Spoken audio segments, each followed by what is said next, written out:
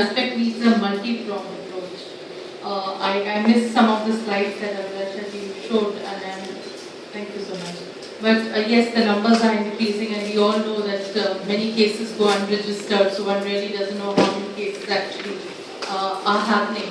The second thing, whether they are really increasing or now women are coming out more bold and saying that a rape has happened on me, and it used to happen earlier, but they never came forward.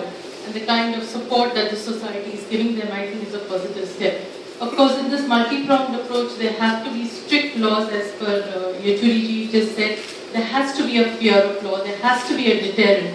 But at the same time, on the other side, I think we have to inculcate a mindset from children when they are in school. I think some kind of way where they respect the women much more than they do in today's world. I think this needs to be done at topmost levels. So it's not that only the Women and Child Ministry could do something by bringing in laws as per Criminal Law Amendment Act.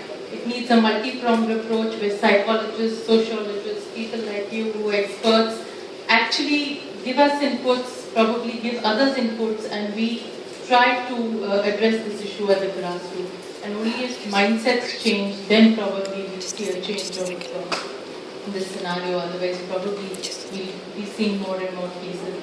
And another aspect to this is, as women have started coming out and coming of their own, I think there is some kind of I don't know, ego problem. I don't know what I should call it. Some psychological problem among some section of men. It's an anger, it's a resistance, it's a feeling that, oh, I don't know, I may be wrong, but this is what the psychologists and